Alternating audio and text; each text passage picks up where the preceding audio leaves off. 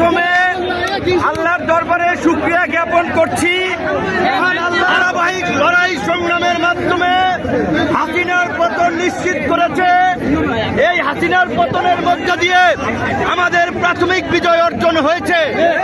প্রশাসনের মধ্যে এই দুর্বৃত্তদেরকে চিহ্নিত করে অবশ্যই চাকরিচ্যুত করে জেলে ভরতে হবে। এই মামলা অনতিবিলম্বে প্রত্যাহার করতে হবে।